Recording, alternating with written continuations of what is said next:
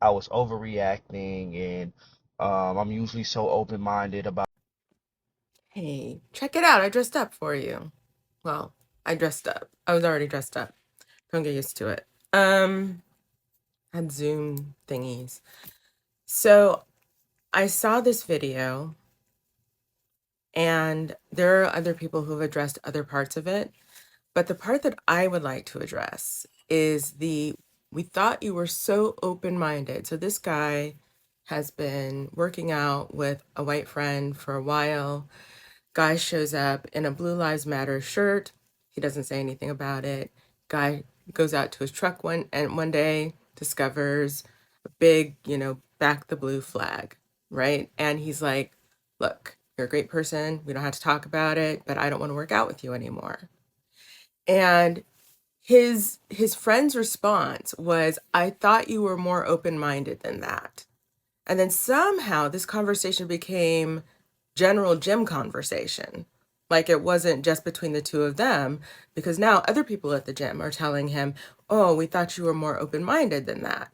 Now, I would love to believe that the brother decided, that maybe I'm wrong and I should, ask the people at the gym.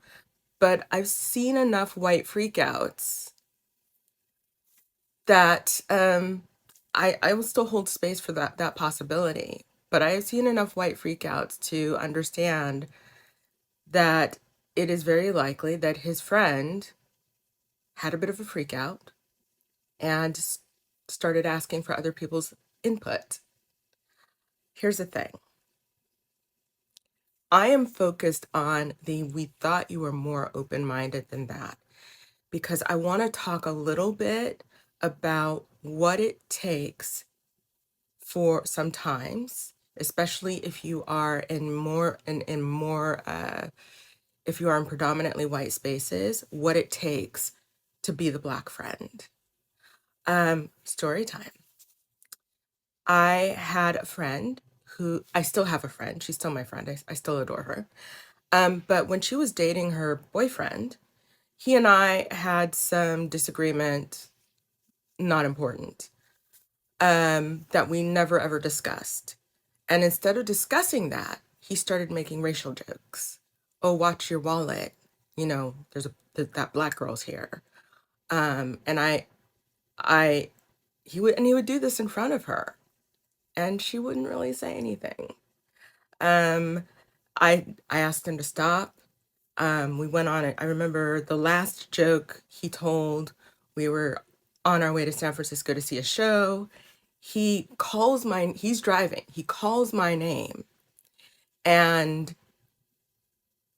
waits for me to pay attention, then tells the racist joke in front of everybody in the van.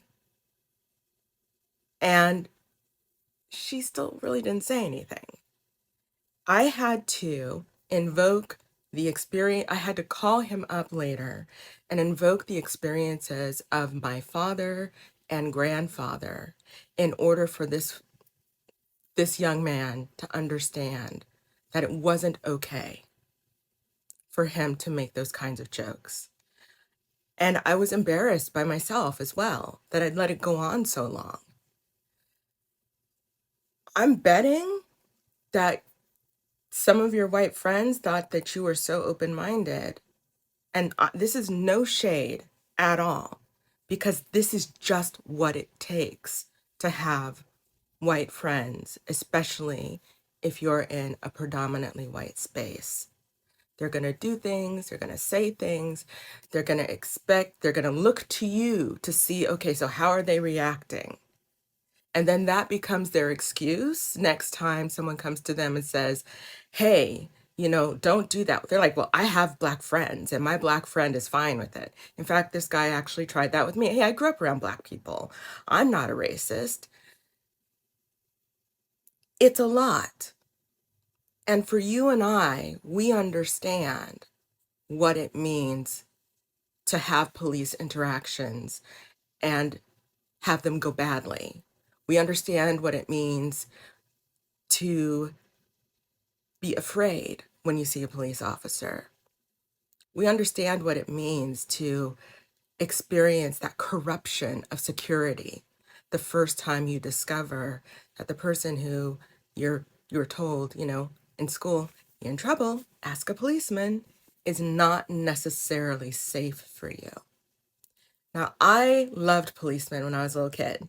I remember I decided to walk home from school from my walk home from school to my babysitter's house, and I got completely lost. I was like, I don't know, 6. And yeah, police officer pulled over, asked me if I was lost, and I didn't think I was. I just couldn't find her house. And so he picked me up, put me on top of his briefcase in his car, and he drove me around until he found the house. And so I always had like, I just thought policemen were the best thing in the world.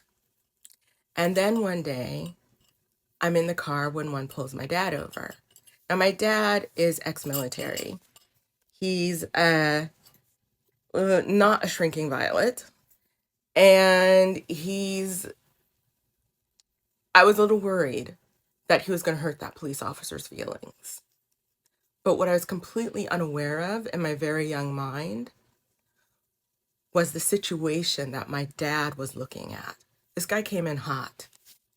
He came in with a lot of attitude, a lot of disrespect, and that situation could easily have gotten out of control. And I watched my father do the calculus of having his wife and his 2 young children in the car and make himself small in order to appease this man's need to dominate him. To me, my dad had been Superman up until that point. He had been the guy he was the guy who was scarier than the monsters. And I never saw him the same way again. I don't care. This is not political at all. It's personal. Your friend was well aware over the summer of George Floyd.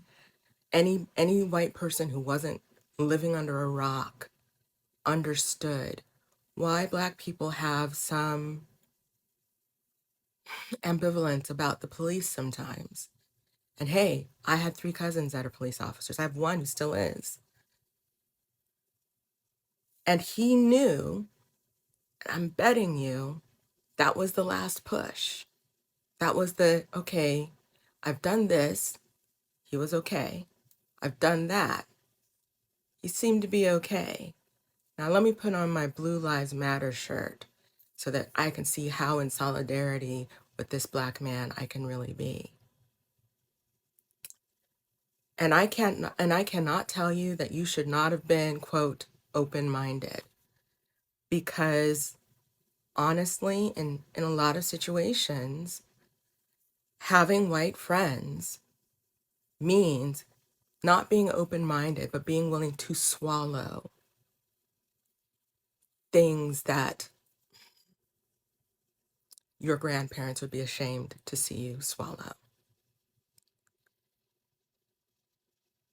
And all of us struggle with that line. Do I make a fuss about this? Is it really that big of is this big enough of a deal?